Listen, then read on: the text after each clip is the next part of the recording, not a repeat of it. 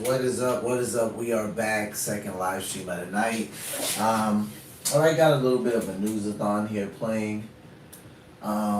We are going to go over, what do we have? 1, 2, 3, 4, 5 clips, right? Not going to be doing too much commentary on this because I'm going to save some of this for Monday. So I'm actually not going to exit them out. I'm going to leave them up. But wanted you guys to listen. As you know, I try to bring news on the channel that we would not normally go over to the mainstream media and watch ourselves, but because maybe we have a friend, neighbor, familiar face, we're gonna watch it. So let's get into it. 5 clips. We got Fox News, shout out to them. Van sets the record straight on Epstein report, addresses Clinton subpoenas. We'll take a look at that.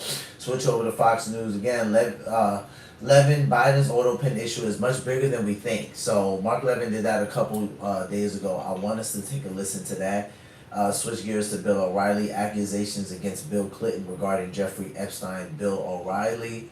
And then we'll go over to NBC New York. Mandan leads Cuomo in new poll amidst feud as Adam gets new endorsement. So this was actually a couple days ago. Just a little over 2 days ago, so we're going to take a listen to that. And then C-SPAN, as promised, I said I wanted to get you guys some sort of coverage from the President Trump-Putin meeting / summit, Pursuing Peace Summit. They did not have it live streamed, probably for many different reasons, which is understandable. So this one from C-SPAN says, full President Donald Trump and Russian President Vladimir Putin new conference, and this was post their Pursuing Peace Summit. So we'll take a listen as to what Putin said and President Trump said. I did actually get a listen to that. I thought Putin ran in circles as always, but we'll hear what he has to say. All right, so first clip we got Fox News. Van sets the record straight on Epstein report, addresses Clinton subpoenas. Let me go ahead and check the volume. Alright guys, do me a favor, as you come in the chat, say what's up, say where you're watching from, and hit that like button. It does a ton for the video. Let's take a listen. Meanwhile, we're still waiting for accountability on the whole Russia collusion made-up story. Yes. Now that DNI, Tulsi Gabbard, has released all of those classified documents, we're actually seeing who was behind all of this. Do you want to see indictments? I absolutely want to see indictments, Maria. Look, of course, you got to have the law follow the facts here. You don't just indict people to indict people. You indict people because they broke the law. But if you look at what Tulsi and Kash Patel have revealed in the last couple of weeks, I don't know how anybody can look at that and say that there wasn't aggressive violations of the law. What they basically did is they defrauded the American people in order to take Hillary Clinton's presidential campaign talking points and turn them into intelligence by defrauding the American people, defrauding the intelligence agencies, lying about what the intel said.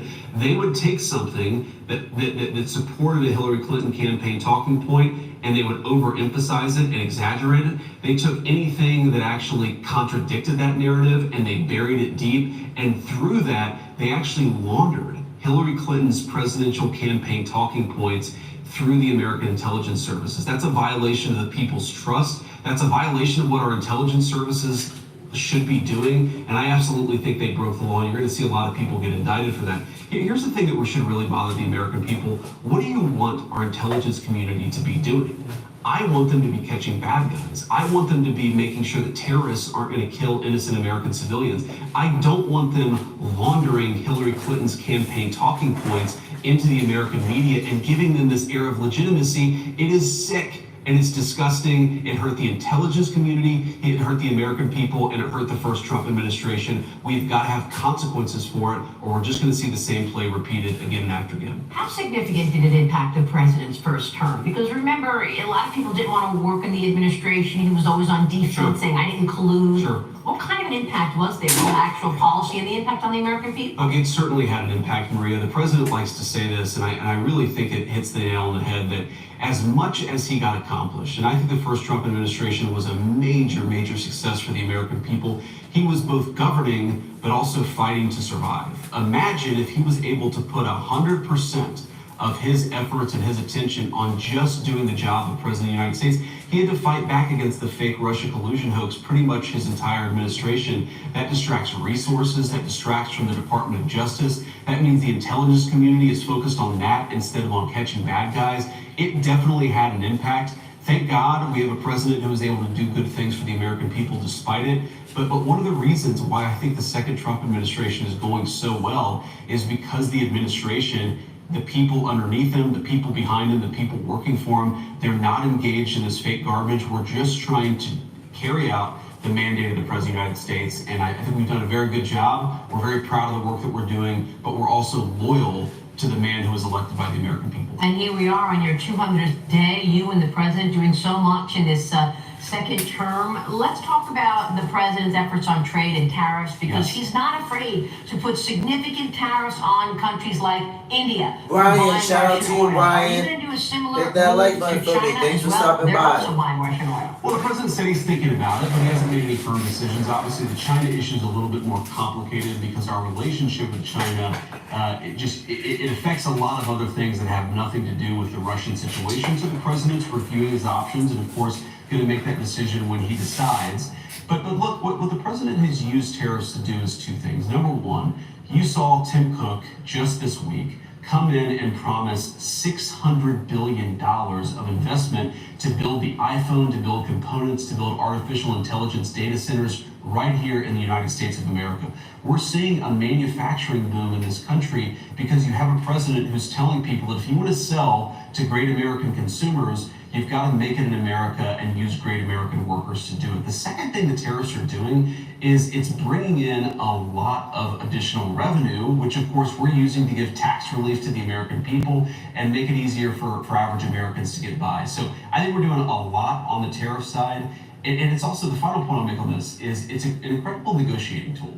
Because when you tell countries that have accessed American markets and cheated for a generation, you can't get into America's market unless you pay a big fat tariff or open up your own markets. You've seen this happen with the European Union. You've seen this happen with countries in Asia. All over the world, they're opening up their markets to American goods because they don't want to pay the tariffs. So it's a great negotiating tactic. It's been great for the American people. And I think it's the most important thing, maybe aside from the border, the most important thing the president is doing is bringing back American prosperity. We're going to make more stuff in America because of the president's leadership. How long do you expect it'll take to get a real manufacturing infrastructure fired up in America? Because he's threatening 250% tariffs on pharmaceuticals, more tariffs on semiconductor chips, unless these companies commit to building it here. So how long before that can actually happen? Well, the president you saw yesterday said so long as you're committing on semiconductors and chips to build this stuff in America, he might be willing to actually delay those tariffs a little bit. So I think in some cases it's going to take a few weeks, some cases it's going to take a few months, some cases it will take longer. But the basic idea is very simple. If you are investing in America, if you're building a new facility, building a new factory, we're going to reward you for it. If you're investing outside of this country, if you're trying to cheat and bring foreign product to undercut the wages of American workers and American businesses, then you're going to pay a very stiff penalty. That principle is what now drives the American economy, and people can make their own decisions. Yeah, you can make it overseas if you want, as the president said, but you're going to pay a big fat tariff before you access America's market, so you might as well build it right here at home. Is Europe as aligned with the United States as it should be? What did you make of the backlash over this Switzerland 39% tariff? I'm wondering your assessment of Europe today. Look, we love Europe and obviously have a great relationship. We sometimes have some disagreements. I think the president was particularly gratified that the Europeans really have agreed and committed to open up their markets to American car manufacturers, to American farmers. Those are big wins. If you work in farming, if you work in agriculture, if you work in auto manufacturing, the Europeans really are tearing down some barriers. So we're very grateful to that, and we hope to build on that relationship economically in the coming years. Well, look, the president has been floating you along with Marco Rubio as your partner for the next election. Have you spoken to Secretary Rubio about this? I saw Marco about a month ago. We just laughed at the whole thing because neither one of us are focused on politics. We're focused on actually doing a good job for the American people. And the way that I think about it, Maria, is if we do a good job, number one, that's the reward in and of itself, that all have made a big difference in the lives of our country for the last 6 months, the next 3.5 years. But if we do a good job, the politics will take care of itself. Let's just focus on that. I think, as the president said, it's way too early to be thinking about the political future. It's frankly way too early to be thinking about 2026. it's certainly way too early to be thinking about 2028. But you are expecting to run for president in 28. I'm not going to break that news today, Maria. What I'm going to do is focus for the next year and a half on doing a really good job with the American people, winning the midterm elections in 2026, then we can talk about politics after that. Can you give us some clarity on this meeting that is reportedly happening or happened last night at the White House about the Epstein files and how you're communicating the Epstein story? So I've seen so many different fake reports about this. So let me set the record straight. There was no meeting at my house last night. There just wasn't. Was there a meeting at the White House? We did meet at the White House yesterday, but not at the time that they said that we were going to meet, and not about the subject that they said that we were going to meet about. We have a great FBI director and a great Department of Justice lead, Attorney General Pam Bondi, and we met to talk about how to ensure we have justice for the American people. We actually didn't talk about the Epstein issue at all. That was never meant to be the subject of the meeting. And it's one of those things where I guess somebody leaked a calendar entry maybe, and then people assumed that it must have been about Epstein, even though it had nothing to do with Epstein. On the Epstein issue, what the president has said very clearly, because we've had other meetings about that, is that he wants us to be fully transparent and he wants the credible information out there. So we're working to compile the thousands and thousands of documents that are out there for full transparency. But I have to say, Maria, I laugh at the Democrats who are now all of a sudden so interested in the Epstein files. For 4 years, Joe Biden and the Democrats did absolutely nothing about this story. We know that Jeffrey Epstein had a lot of connections with left-wing politicians and left-wing billionaires, and now President Trump has demanded full transparency from this, and yet somehow the Democrats are attacking him and not the Biden administration, which did nothing for 4 years. Was it the right move for Cuomo to send subpoenas to the Clintons? It absolutely was, and it drives home how, while the Democrats have tried to make this Epstein thing about anything but, the fact that Democrat billionaires and Democrat political leaders went to Epstein Island all the time, who knows what they did, but it's totally reasonable to ask these questions. What you saw in the House's subpoena is they are trying to investigate all of the things related to this particular case. I know a lot of Americans want answers. I certainly want answers. And I think James Comer and the team in the House, they're doing the right thing. And of course, we know that Clinton, or allegedly he went to the island 26 times, 28 times. Totally appropriate for Comer to be asking what was going on at that island.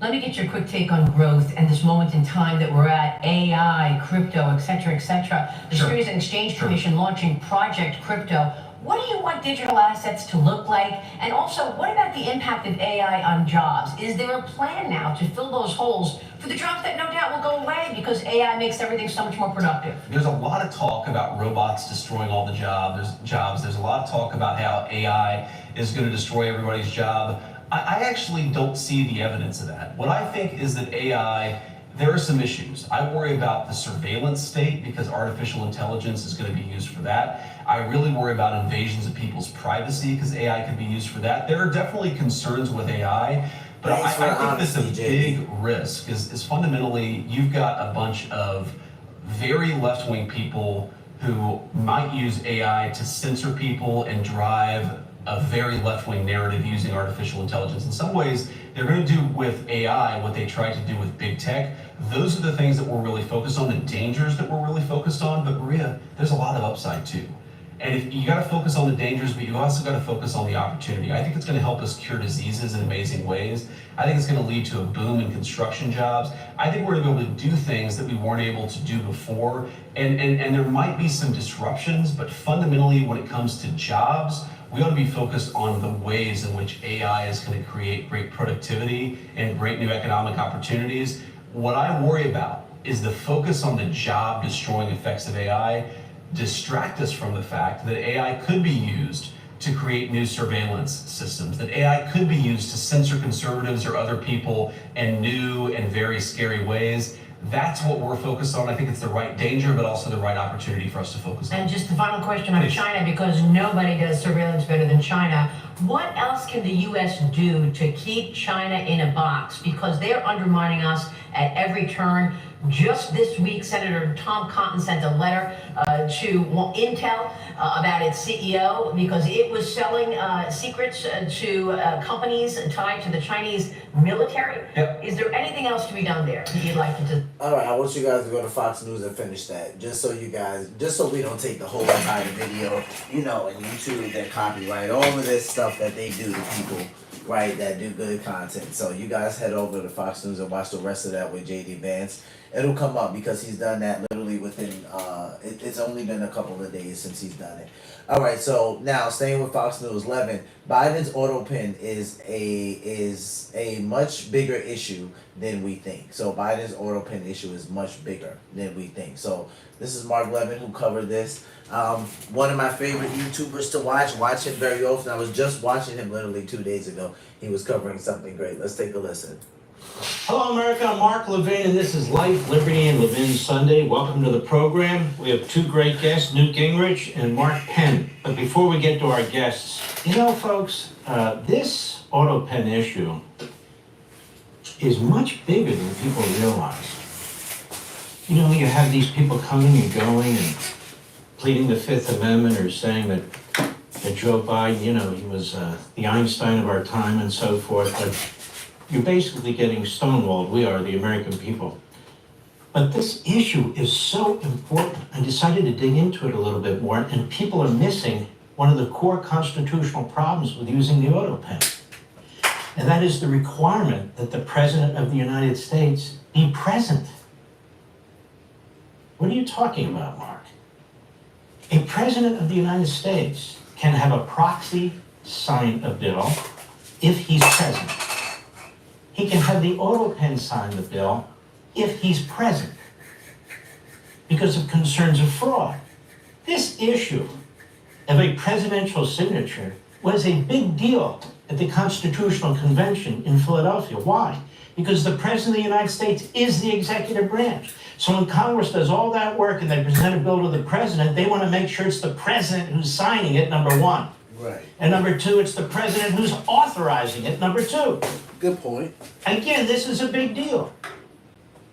There were times, when we had to actually fly a bill to a president who was overseas because there's requirements in the Constitution, a certain period of time that you have to sign a bill. And they would fly a jet overseas to get the president to sign it. That's how crucial this is. That's how important this is. There's a great piece in the Syracuse University College of Law by Terry Turnipseed in their review. And he says a couple things that are important. But first, I want to cite Article 1, Section 7, Clause 2. Isn't this great stuff? Stay with me. Every bill which shall have passed the House of Representatives and the Senate shall, before it becomes law, be presented to the President of the United States. If he approve, he shall sign it. But if not, he shall return it with its objections to the House in which it shall have originated. If after such reconsideration 2/3 of that House shall agree to pass the bill, it shall be sent together with the objections to the other House, by which it will likewise be recommended, and if approved by 2/3 of the House, it shall become a law. If any bill shall not be returned by the President within 10 days, Sundays accepted, after it shall have been presented to him, the same shall be a law in like manner as if he had signed it, unless the Congress by their adjournment prevent its return, in which case it shall not be law. So let's summarize. It thus establishes three means by which a bill can become law. Number one, by the signature of the President. Number two, by the supermajority of the Congress. Number three, by the lapse of 10 days, excluding Sundays, from presentment, assuming Congress is in session for the period, absent a veto and absent the signature of the President. Okay? The signature requirement can be understood as a safeguard against the abuse of executive power. James Iredell, leader of the North Carolina Federalists and a future justice of the Supreme Court, explained, the President must be personally responsible for everything. And by the way, personally responsible is in italics and it's in the original. A necessary means of ensuring such accountability was that all important advice and decisions be reduced to writing. Iredell's discussion of the rule of the President's advisors is particularly illuminating in this respect. Quote, the President is not to be assisted by a council, summoned to a jovial dinner perhaps, and giving their opinions according to the nod of the President, but the opinion is to be given with the utmost solemnity, in writing. No after equivocation can explain it away. It must forever after speak for itself and commit the character of the writer in lasting colors either of fame or infamy or neutral significance to future ages as well as the present. He must sign. Note that the writing requirement has two attributes. First, it must be public, and second, the writing is imputed to the writer himself, the president. In this matter, Iredell explained, the president who acts should be responsible for his conduct, following advice at his peril, than that there should be a danger of punishing any man for an erroneous opinion which might possibly be sincere. So, if presidential approval alone were enough, I approve it, the president says, this bill from Congress and so forth, to turn a bill into law, it would be sufficient for the president to inform Congress of his consent for the record. The president's signature alone authoritatively communicates his approbation. Thus, it is only by signing a bill that the president can turn it into law. The use of the autopen to sign a bill outside the presence of the president, or the use of a proxy outside the presence of the president, is unconstitutional. Now, you don't have to take my word for it. You don't have to take a delegate to the Constitutional Convention's word for it. How about this? When a question has come up to the Office of Legal Counsel, the Constitutional and Legal Brain Trust in the Department of Justice, we not only have 1, 2, 3, 4 opinions to that effect, we have more. We have a Rehnquist letter. We have a Scalia memorandum. We have another memorandum by the Deputy Assistant Attorney General of the Office of Legal Counsel. We have a memorandum by an Attorney General. We have another Rehnquist memorandum. And we have a memorandum on top of that, saying what? Multiple prior legal opinions indicating the president could not use a non-president's proxy to sign legislation. That is, whether it's an auto pen or an individual, he must be present to sign legislation if he's not going to sign it himself. This is something that hasn't been discussed anywhere. Now, I don't expect most of the media to discuss it except here, because they don't give a damn. Of course But this is a crucial constitutional issue. It always has been. And it was a major issue at the Constitutional Convention. Who signs? What kind of signature? The president's requirement to prevent fraud. This goes back to the statute of frauds. I'm doing this off the top of my head, which I think is from the 1600s. When you sign a contract, typically you have to notarize it and so forth. They want to make sure there's no fraud. Well, same with the president, who is the executive branch. Only he has the power to sign a bill. Or he must be present if there's going to be an auto pen, which obviously they didn't have at the founding, but it requires his presentment. Or if he has a proxy. But it even gets worse. Why are we here? I mean, this issue came up here and there in the past. That's why we have all these opinions from the Office of Legal Counsel, the Department of Justice. It came up under Obama, and of course he violated it. But they come up here and there. It's very rare. But with Joe Biden, it defines his presidency. What did he sign and what didn't he sign? Why? Because Joe Biden wasn't with it. Joe Biden wasn't cognitively with it. And so that's why this is a scandal on top of scandals. And of course, that's why the Democrat Party and their media are trying to ignore it desperately. But understand, if legislation was signed by an auto pen and Joe Biden wasn't present, that's unconstitutional. That's null and void. And there's even more than that. So we've talked about the 25th Amendment. I want to talk about it again.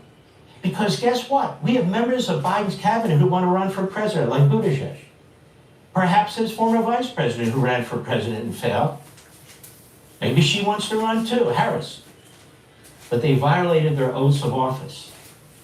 And this needs to be pinned on their shirts if they choose to run again. Because what they did was outrageous. The 25th Amendment, Section 1. In case of the removal of the president from office or his death or his resignation, the vice president shall become president. See, we didn't have any formal succession in the Constitution. This kind of provides at least some when it comes to the president and vice president. I won't bother you with Section 2 because it's not relevant. Section 3. Whenever the president transmits to the president pro tem of the Senate, president of the Senate, and the Speaker of the House of Representatives, his written declaration, say Biden did, that he's unable to discharge the powers and duties of his office, and until he transmits to them a written declaration to the contrary, such powers and duties shall be discharged by the Vice President as acting president. Now, this has happened. Like when Ronald Reagan had surgery, or some of the others have had surgery, They sign this, they present it to the Senate and the House, President of the Senate, Speaker of the House, that they've temporarily conferred power on the Vice President who becomes acting president, not president, acting president. But Section 4 is where I want to go. Whenever the Vice President and majority of either the principal officers of the executive departments or of such other bodies Congress may by law provide, the cabinet secretaries, transmit to the President of the Senate, the President pro tem of the Senate, and the Speaker of the House, their written declaration that the President is unable to discharge the powers and duties of his office. The Vice President shall immediately assume the powers and duties of the office as acting Vice President. Vice President and a majority of the cabinet gets together and says, Joe is not cutting it. We've been in enough meetings with him. We have an obligation. We swore to uphold the Constitution of the United States. We have an obligation to inform the President of the Senate and the Speaker of the House. There it is in the 25th Amendment. He's not cognitively able to do his job. Thereafter, when the President transmits to the President pro tem of the Senate and the Speaker of the House his written declaration that no inability exists, so Biden says, wait a minute, listens to his wife, the good doctor, she says, Joe, this is a coup. You need to write a letter under the 25th Amendment to the President of the Senate, to the Speaker of the House, and you need to tell them, my Vice President's wrong, the majority of the Cabinet's wrong, I reject what they're saying. He shall resume the powers and duties of his office unless the Vice President and majority of either the principal officers of the executive department or of such other bodies Congress may by law provide transmit within 4 days to the President pro tem of the Senate and the Speaker of the House their written declaration that the President is unable to discharge the powers and duties of his office. So Biden, he says, now I am able to do this. Okay, so the Vice President and the majority of the Cabinet again have the right within 4 days to write the President of the Senate, the Speaker of the House, well, he's wrong. We're right. And under those circumstances, the Vice President remains the acting President. Thereupon, Congress shall decide, while this is going on, shall decide the issue, assembling within 48 hours for that purpose, if not in session, if the Congress, within 21 days after receipt of the latter written declaration, again, that last letter, or if Congress is not in session, within 21 days after Congress is required to assemble, determines by 2/3 vote of both houses that the President is unable to discharge the powers and duties of his office, the Vice President shall continue to discharge the same as acting President. Otherwise, the President shall resume the powers and duties of his office. So Congress will decide who's right, 2/3 vote of both bodies, either uphold it, that is the letter, that keeps the Vice President as the acting President and thereby removes the President of the United States, or it keeps the President as President and no longer is the Vice President acting Vice President. Well, there we are in the weeds, but that's your Constitution. So what happened here? Nothing. Nothing happened here. Nothing. Not a single Cabinet member raised an objection. The Vice President never raised an objection, as I said at the time. They've turned the 25th Amendment into a dead amendment. Into a dead amendment. Yes, as it applies to surgeries and temporary situations, or perhaps an assassination or something like that. But when it comes to true disability and inability to do your job, where you're using the autopen, as an example, or where the American people can see it, where world leaders can see it, where members of the Congress can see it, the media can see it, even though they conceal it. They destroyed the 25th Amendment for Bill, the McDonald's very burger, crucial shout out purpose. to you. The main Hit author that like button. of Thanks the for stopping 25th by. Amendment was a Democrat senator by the name of Birch Bayh out of Indiana. This term Shout out to you, bro. inability, he said, the word inability and the word unable that is used in Section 4 refer to an impairment of the President's faculties, meaning that he's unable to either make or communicate the decisions as to his own competency to execute the powers and duties Yeah, of his he office. found it again. He said, Shout we're out to you for questioning the that. disability of the President, the man who has his finger on the button. The issue needs to be decided immediately. Wow. Let's dig in further. The Fordham Law Review by John D. Furyk. There's a discussion between Birch Bayh, senator from Indiana, and the senator from New York, Robert Kennedy. Is it not true that the inability to which we're referring in the proposed amendment is total inability to exercise the powers and duties of the office? Asked Robert Kennedy. Birch Bayh says the inability Hey, that shout we out deal to with you, here bro. I is described appreciate that. several times in the amendment. The Thanks amendment for stopping itself by is the again. inability of the president Appreciate to the perform support, the powers man. and duties of his office. It is conceivable that Shout a out to you, president bro. might be able to walk, for example, and thus, by the definition of some people, might be physically able. But at the same time, he might not possess the mental capacity to make a decision and perform the powers and duties of his office. We're talking about inability to perform the constitutional duties of the office of the president. Mr. Kennedy, and that has to be total disability to perform the powers and duties of the office? Mr. Bai, Senator is correct. We are not getting into a position through the pending measure in which when a president makes an unpopular decision, he would immediately be rendered unable to perform the duties of his office. Mr. Kennedy, is it limited to the mental inability to make or communicate his decision regarding his capacity and mental inability to perform the powers and duties prescribed by law? Mr. Bai, I do not believe that we should limit it to mental disability. It is conceivable that the president might fall into the hands of the enemy, for example. Mr. Kennedy, it involves physical or mental inability to make or communicate his decision regarding his capacity and physical or mental inability to exercise the powers and duties of his office. Mr. Bai, the senator is correct. That is very important. I would refer the senator back to the definition which I read into the record at the time the Senate passed this measure earlier in the year. Mr. Kennedy, it was that definition that I was seeking to reemphasize. I asked one other question. Is it not true that the inability referred to must be expected to be of a long duration, or at least one whose duration is uncertain and might persist? Mr. Bai, here again I think one of the advantages of this particular amendment is the leeway it gives us. We are not talking about the kind of inability in which the president went to the dentist and was under anesthesia. It is not that type of inability we are talking about. But the cabinet, as well as the vice president and Congress, are going to have to judge the severity of the disability and the problems that face our country. Mr. Kennedy, is it not true that what we are talking about here, as far as inability is concerned, is not a brief or temporary inability? Mr. Bai, we're talking about one that would seriously impair the president's ability to perform the powers and duties of his office. Mr. Kennedy, could a president have such inability for a short period of time?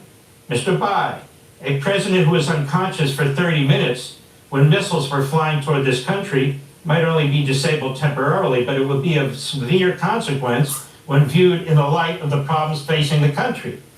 So at that time, even for that short duration, someone would have to make a decision.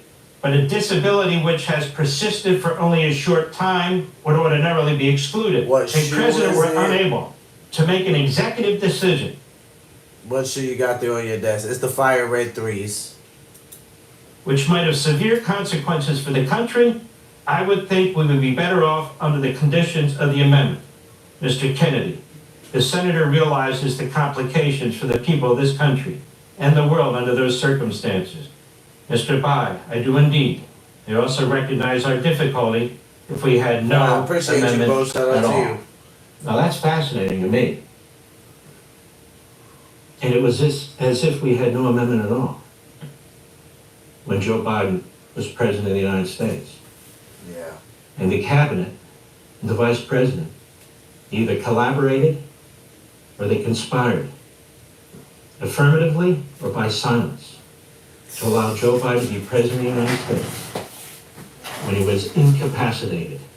Being president of the United States is an extraordinarily difficult, complex, wearing, stressful, pressure-packed job. Even the healthiest men, young men, they age very quickly under the pressures of the office. Oh yeah. It's the most important office in the world. All right. Shout out If to somebody Mark Levin. had Joe Biden, I'm gonna stop it right there. He's not lying when he said even some of the youngest and healthiest men age quickly. If you ever get a chance that you go back and you watch Joe Biden and his 2020 presidential debate with Donald Trump, and then watch him in the 2024, it's like night and day. I was like, yo, that presidency aged that man. Like, it's crazy. It's like night and day.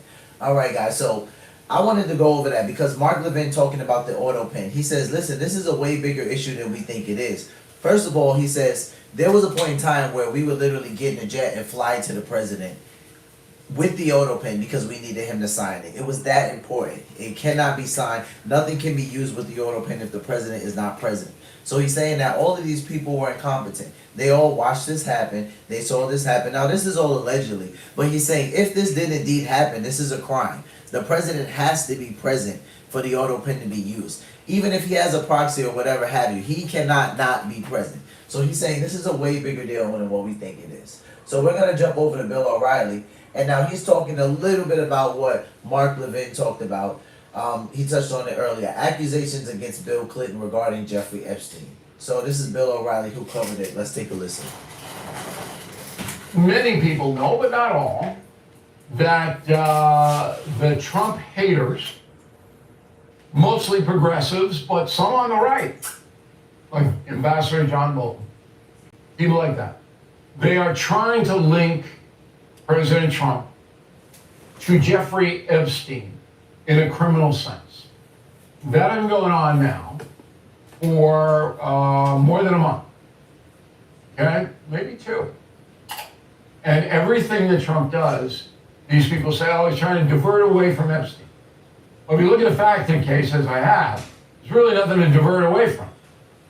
And this story is going to roar back into action in September when the House Oversight Committee has subpoenaed a lot of people involved with Epstein, including Bill Clinton, who has a lot of risk. Thanks, 1414. Clinton's Shout out to the man. McDonald's worker.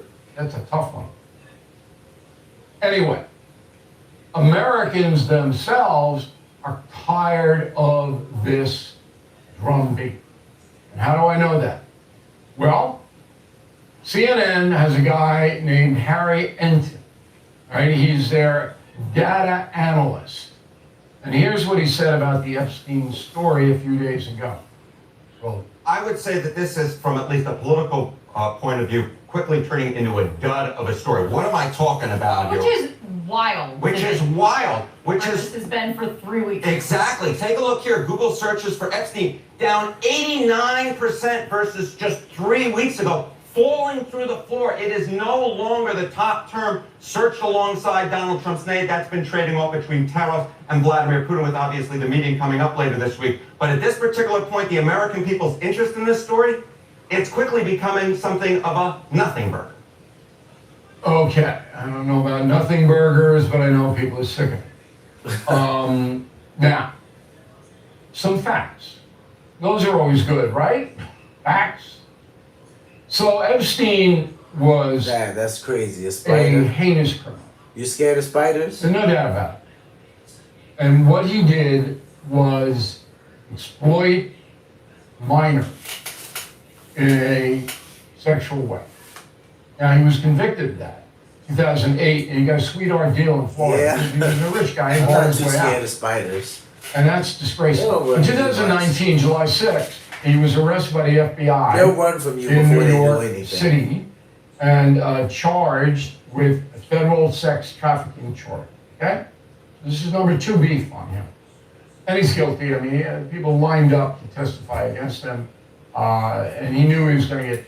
Maybe the McDonald's worker, bro. Maybe unless it's like a black widow, a brown recluse, or like a tarantula. If it's either of those three, it might come after you. But like, it's probably not neither one of those three. So don't worry about it. They literally will run from you and like crawl up and ball up and just run away before they attack you. And I only know that because I've talked about this in not in live streams, but like in videos. When I was doing more like teachings on YouTube, I used to talk about superstition a lot. And like my family was superstitious. So literally when I was growing up, I couldn't kill spiders. So anybody who's grown up in a superstitious household, you probably had some type of weird superstition that maybe people have heard of it, maybe they haven't. But in my family, spiders were good luck. So we weren't allowed to kill them. So I couldn't really become scared of them. Because if I killed them, I would get in trouble. Like my mother would be like, don't kill that spider, right? Out of her superstition. So they'll literally just ball up and run away from you before they do anything. Wife probably in prison, he killed himself. And that happened a month later, August 10th, 2019. He hanged himself in his jail cell. You have a All kinds of arachnophobia. conspiracies, we don't do You that ever saw here. that movie? I will It's tell like you a that, 90s movie, I think. the federal prison guards knew he was a high-risk guy. They didn't care. I'll tell you that for sure. Did they help? No, I don't think so. They didn't care. A year later, his girlfriend, whatever you want to call it, Ghislaine Maxwell, was Yo, the McDonald's worker, there's a movie called Arachnophobia. It's like I think it's a 90s movie. I saw it somewhere around there. It's in the, it's called Arachnophobia. It's crazy. Like, so just the title of it explains itself, but a movie about spiders. It's like, have you ever saw it? Oh, you're saying, oh, there is. So you probably haven't seen it. Yeah, if you like YouTube it, I don't know if they're going to play the whole video, the whole movie on there for you. They might, because like I said, it's an older movie. I'm pretty sure it was like mid to late 90s. But yeah, it's called Arachnophobia. It's just a movie about spiders. And like, yo, it gets freaky. It gets crazy. Like, just look it up. You'll see. arrested and convicted in 2021 on federal charges, trafficking a minor. Got 20 years. Now, this is what's in play now. Okay. And she should have gotten 20 years. 20 years is fine. And I don't think President Trump will pardon her. I hope he does not. Because that will really hurt his legacy. There's no doubt about it. This is a heinous woman. This is a terrible woman. This woman deserves to be in prison. We're all clear on that. Yeah, if it's gonna freak you out, you don't have to watch it. I was just telling you it's a movie called that. Blew up when Donald Trump was elected for a second time. He came in, he said, we're going to be transparent, we're going to release Kennedy files, which they did, Martin Luther King Jr. files, which they did not, and Epstein files, which they have not. And then the Attorney General, the new one, Ken Fox, says, oh, I'm looking at it on my desk right now, but I haven't I seen think his anything family said something about that it. I didn't know. But that opened the door. Okay? And the door was, we want to see all these files, and we want to link Donald Trump to Epstein. So while Clinton took about 17 trips on Epstein's plane, and two people have testified that Clinton did go to this island of the Virgin Islands where all those terrible things were happening. Now, that has not been established beyond any reasonable doubt, but there are two people, one of whom is a top assistant to Bill Clinton. Ban is his name, Doug Ban. I told Vanity Fair, yeah, I was there with Clinton and we were with Epstein. Okay. Just reporting what's on the record. I don't know. It wasn't adjudicated. But the hate Trump brigades, progressive left saw an opening. Let's make it a fact, even though we don't have any facts, that Trump committed a crime with Epstein. That was the strategy. And the media, of course, let it roll. Didn't matter about evidence because the Trump administration didn't release all of the so-called files. And I talked to President Trump on St. Patrick's Day of this year. You didn't have any trouble. He said, we're going to put it out. We'll redact the names so don't people get crushed here that had nothing to do with it. He wasn't alarmed. I was talking to him one-on-one about it. But that never happened. I don't know why. Nobody knows why. Nobody. When is the last time you checked on your home title? If your answer is never, then this is for you. Scammers are stealing titles, and your equity is a target. Criminals forge your signature. Just like that, your home title can be transferred out of your name. Stealing someone's title. That's why I'm going to subpoena a number of people, and this is going to now. It's going to subpoena a number of people, and this is going to be unbelievable. Because this will reopen the Epstein story. So August 18th, coming up fast, Trump Attorney General William Barr. He's coming in. Then Alberto Gonzales, was Attorney General under Bush. So this is the Bush-Obama transition in 2008. Jeff Sessions, another Attorney General under Trump.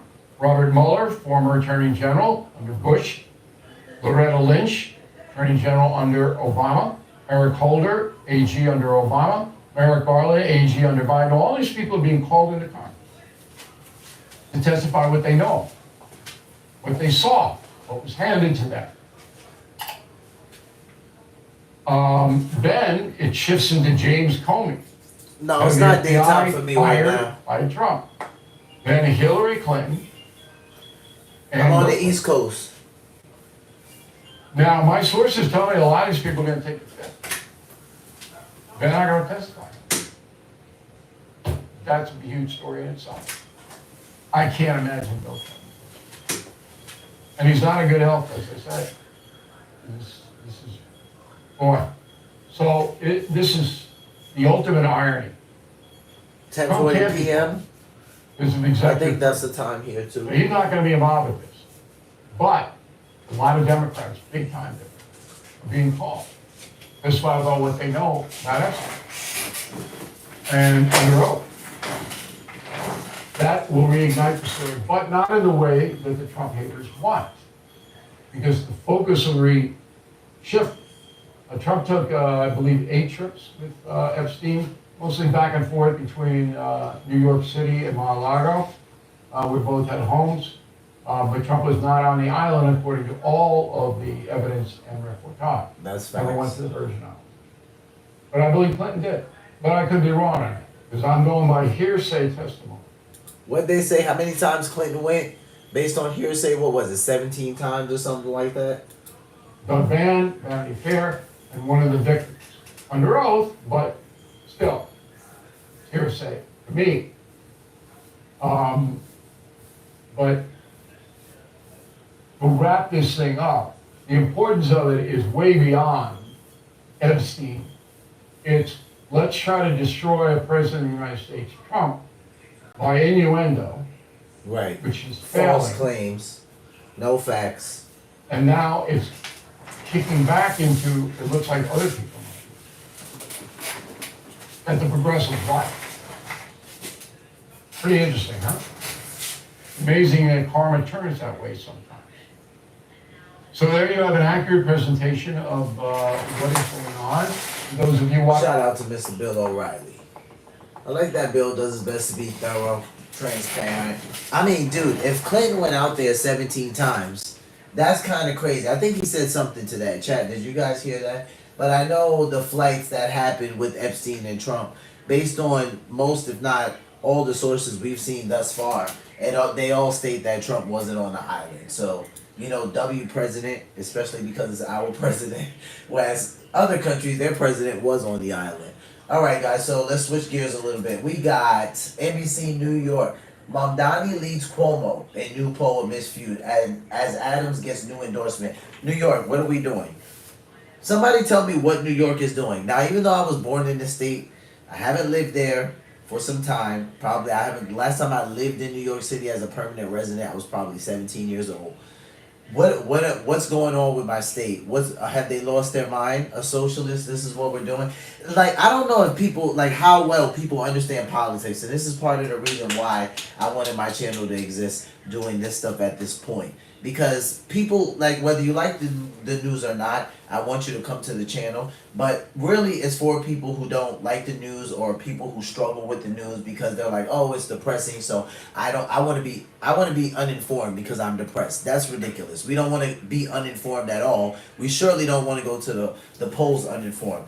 But I don't understand why, like, Mamdani would be beating these two guys out. Now, I kind of do, because people would say, well, Q, don't you remember the whole scandal with Cuomo a couple years back? Okay, I remember that. And then, you know, Mayor Eric Adams got accused of something, like maybe it was a little bit to do with Diddy, but we don't know, but there was a judge, and then he got let off, so he never actually got charged, which was crazy anyway. But I still don't understand how Mamdani ended up being almost the mayoral elect. Like, this is confusing to me.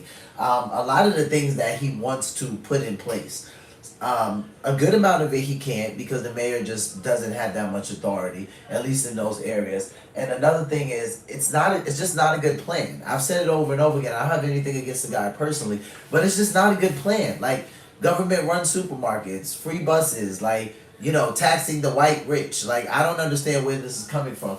But nonetheless, 22% went out, which I said in New York City is a lot, but it's not a lot at all, right? I do believe it was a lot of young people, primarily Gen Zers. I'm just like, dude, you guys got to get out there and vote. This is not going to be good for New York City. So let's take a listen. 25 in the city's race for mayor, the frontrunner Zoran Mamdani continued his 5 boroughs against Trump tour in Brooklyn today. While Andrew Cuomo continued to hammer his self-proclaimed rent gate attacks, criticizing Mamdani's rent-stabilized apartment in Astoria. News 4's Melissa Russo is live in our newsroom with the latest from the campaign trail. Melissa? Gilma and Adam, in another development just now, we've learned that New York State's first black governor, David Paterson, who endorsed Andrew Cuomo in the Democratic primary, will be endorsing Mayor Eric Adams tomorrow at City Hall, according to an Adams spokesman. This could be a boost for Mayor Adams, who a new poll shows is trailing Cuomo, and Cuomo is in attack mode because he's trailing Mamdani by almost 20 points. What is so absurd to me about Andrew Cuomo's proposal is that it wouldn't even apply to me, and yet he uses my name in it. I'm going to call it Zoran's Law because it's an abuse of the system. The law Andrew Cuomo is proposing would not force any New Yorkers to move out of their rent-stabilized apartments, but Cuomo wants Mamdani to move out of his $2,300 one-bedroom in Astoria, referencing the assemblyman's wealthy parents and a salary that grew from around $50K when he moved in to $142K today. But there are no income limits for stabilized units in New York law, in part because in 2019, limits for stabilized units in New York law. In part because to move out of their rent-stabilized apartments. But Cuomo wants Mamdani to move out of his $2,300 one-bedroom in Astoria, referencing the assemblyman's wealthy parents and a salary that grew from around $50K when he moved in to $142K today. Wow, how'd but that happen, there are no Mamdani? income limits for stabilized units in New York law, in part because in 2019, then Governor Cuomo signed a bill eliminating them.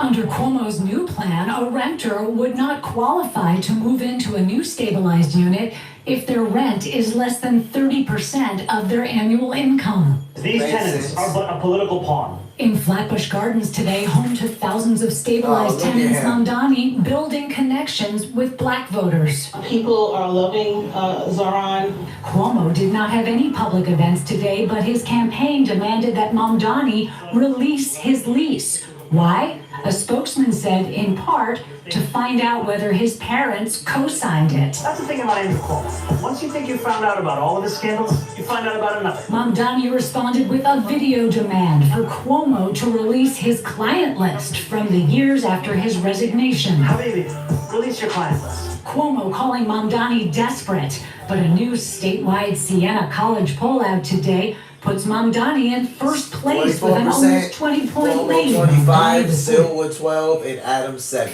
4%, Wow, the Cuomo Republicans in front of 25%, Curtis Sliwa with 12%, and Mayor Eric I think the Adams last time New York had a Republican mayor, it was Pataki.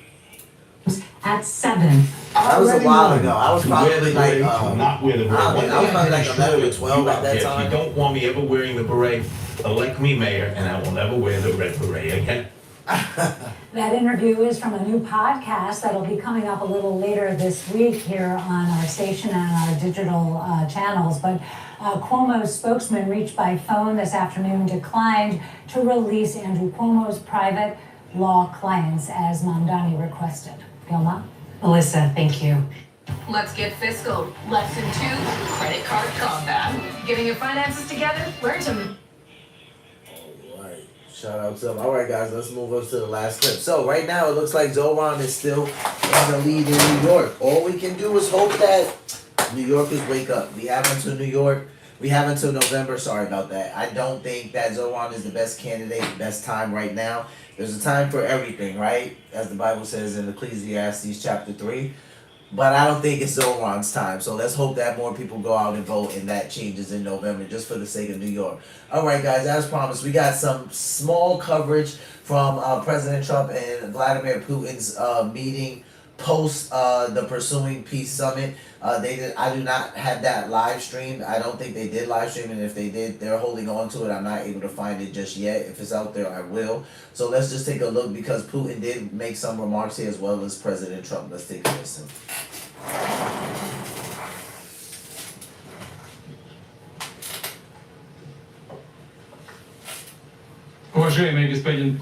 Mr. President, ladies and gentlemen, our negotiations have been held in a constructive atmosphere of mutual respect. We had very thorough negotiations that were quite useful. I would like to thank once again my American counterpart for the proposal to travel out here to Alaska.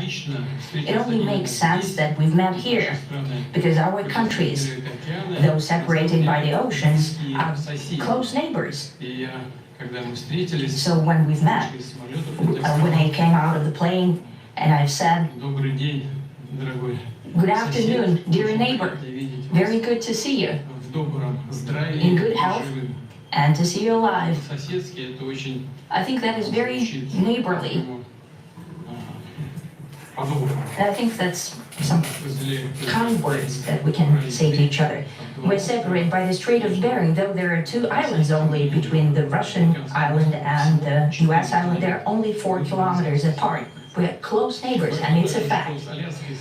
It's also important that Alaska has to do with our common heritage and common history between Russia and the US, and many positive events have to do with that territory. Still, there is tremendous cultural heritage back from the Russian America. For example, Orthodox churches and a lot of more than 700 geographical names of Russian origin. During the Second World War, it was here in Alaska that was the origin of the legendary air bridge for the supply of military aircraft and other equipment under the Lend-Lease program. It was a dangerous and treacherous route over the vast emptiness of ice. However, the pilots of both countries did everything to bring close to the victory. They risked their lives and they gave it all for the common victory. I was just in the city of Mandan in Russia, and there was a memorial there dedicated to the Russian and the US pilots. And there are 2 flags, the US flag and the Russian flag. And I know that here as well, there is such a memorial. There is a military burial place several kilometers away from here. The Soviet pilots are buried there who died during that dangerous mission. We're thankful to the citizens and the government of the US for carefully taking care of their memory. I think that's very worthy and noble.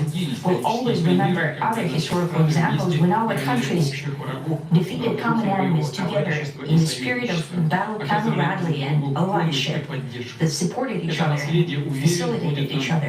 I'm sure that this heritage will help us rebuild and foster mutually beneficial and equal ties at this new stage, even during the hardest conditions. It is known that there have been no summits between Russia and the US for 40 years, and that's a long time. This time was very hard for bilateral relations, and let's be frank, they've fallen to the lowest point since the Cold War. I think that's not benefiting our countries and the world as a whole. It is apparent that sooner or later we have to amend the situation to move on from the confrontation to dialogue. And in this case, a personal meeting between the heads of state has been long overdue, naturally, under the condition of serious and painstaking work. And this work has been done in general. Me and President Trump have very good direct contact. We've spoken multiple times. We spoke frankly on the phone. And special envoy of the president, Mr. Levin, traveled out to Russia several times. Our advisors and heads of foreign ministries kept in touch all the time. And we know fully well that one of the central issues was the situation around Ukraine. We see the strive of the administration and President Trump personally to help facilitate the resolution of the Ukrainian conflict. And his strive to get to the crux of the matter, to understand his history, is precious. As I've said, the situation in Ukraine has to do with fundamental threats to our security. Moreover, we've always considered the Ukrainian nation, and I've said it multiple times, a brotherly nation. However strange it may sound in these conditions, we have the same roots, and everything that's happening is a tragedy for us, a terrible wound. Therefore, the country is sincerely interested in putting an end to it. At the same time, we're convinced that in order to make the settlement lasting and long-term, we need to eliminate all the primary roots the primary causes of that conflict, and we've said it multiple times, to consider all legitimate concerns of Russia and to reinstate a just balance of security in Europe and in the world on the whole. And I agree with President Trump, as he has said today, that naturally the security of Ukraine should be ensured as well. Naturally, we are prepared to work on that. I would like to hope that the agreement that we've reached together will help us bring closer that goal and will pave the path towards peace in Ukraine. We expect that Kiev and European capitals will perceive that constructively and that they won't throw a wrench in the works. They will not make any attempts to use some backroom dealings or to conduct provocations to torpedo the nascent progress. Would this make you buy a Ridge wallet? Two people could win a Lamborghini Huracan Storado, a Hennessy Velociraptor, or $100,000? Hold on, let me explain. This is Daniel and his dad, the founders of Ridge. We're here to introduce the Ridge. They set out to make the most badass experience for guys getting their wallets, thinking, what's cooler than exotic vehicles and... Кстати, с приходом новой администрации США двусторонний товарооборот начал повышаться. Носит пока такой символический характер, но все-таки плюс 20%. Я говорю о том, что у нас много интересных направлений для совместной работы. Очевидно, что российско-американское деловое и инвестиционное партнерство имеет огромный потенциал. Россия и США есть что предложить друг другу в торговле, энергетике, цифровой сфере, высоких технологий и космосе. Актуально видится взаимодействие в Арктике, возобновление межрегиональных контактов, в том числе между нашим Дальним Востоком и американским Западным побережьем. Нашим странам важно и нужно перелистнуть страницу и вернуться к сотрудничеству.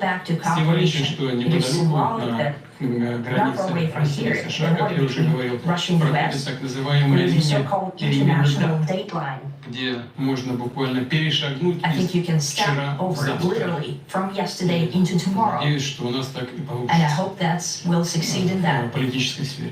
Я хотел бы поблагодарить господина Трампа за совместную работу, за доброжелательный и доверительный тон бесед. Главное, что с обеих сторон был настроен на результат. Мы видим, что президент США имеет четкое представление о том, чего хочет добиться, искренне заботится о процветании своей страны и в то же время проявляет понимание наличию в России своих национальных интересов. Рассчитываю, что сегодняшние договоренности станут опорной точкой не только для решения украинской проблемы, но и положат начало восстановлению деловых прагматичных отношений между Россией и США. Ну и в завершение хотел бы вот что добавить. Помню, что в 2022 году во время последних контактов с прежней администрацией я тогда пытался убедить прежнего американского коллегу в том, что не нужно доводить до ситуации после наступления, которые могут наступить тяжелые последствия в виде боевых действий. И прямо сказал тогда, что это большая ошибка. И вот сегодня мы слышим, когда президент Трамп говорит, что если бы я был президентом, то войны бы не было. Я думаю, что так на самом деле случилось. Я подтверждаю это, потому что в целом у нас с президентом Трампом наладился очень хороший деловой и доверительный контакт. И у меня есть все основания полагать, что двигаясь по этому пути, мы можем дойти и до, и чем быстрее, тем лучше, до завершения конфликта в Украине. Благодарю вас за внимание. Thank you very much, Mr. President. That was very profound, and I will say that I believe we had a very productive meeting. There were many, many points that we agreed on, most of them I would say, a couple of big ones that we haven't quite got there, but we've made some headway. So there's no deal until there's a deal. I will call up NATO in a little while. I will call up the various people that I think are appropriate, and I'll of course call up President Zelensky and tell him about today's meeting. It's ultimately up to them. They have to agree with what Marco and Steve and some of the great people from the Trump administration who've come here, Scott and John Ratcliffe. Thank you very much. But we have some of our really great leaders. They've been doing a phenomenal job. We also have some tremendous Russian business representatives here, and I think everybody wants to deal with us. We've become the hottest country anywhere in the world in a very short period of time, and we look forward to that. We look forward to dealing. We're going to try and get this over with. We really made some great progress today. I've always had a fantastic relationship with President Putin, with Vladimir. We had many tough meetings, good meetings. We were interfered with by the Russia hoax that made it a little bit tougher to deal with, but he understood it.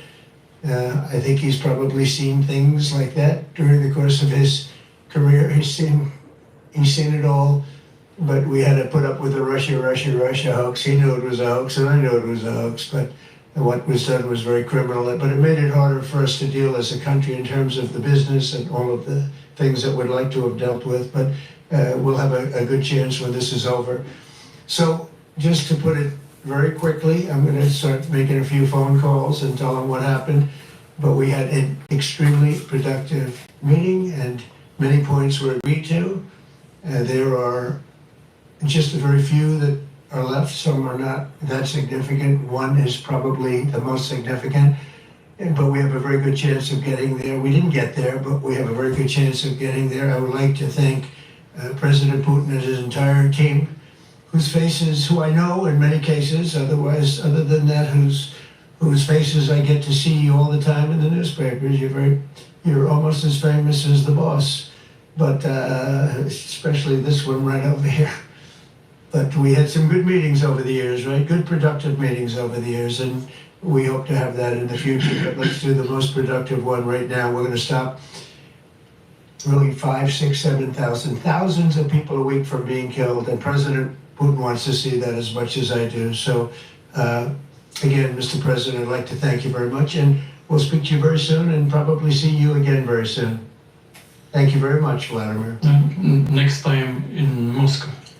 Oh, that's an interesting one. I don't know. I'll get a little heat on that one, but I can see it possibly happening. Thank you very much, Vladimir. And thank you all. Thank you. Thank you. Thank you so much. All right, and then they exit after that. Okay, guys, so because it is Saturday, like I said, last live stream, this is the last live stream of the week. Thank you guys for chilling out with me and allowing me to bring you a second live stream for today because I was a little sick and under the weather yesterday. We will be back Monday, right back at the daily live stream like we never left. So you guys enjoy the rest of your weekend. Take care of yourselves, spend time with your family, take care of one another, love yourselves, love one another, and be peaceful.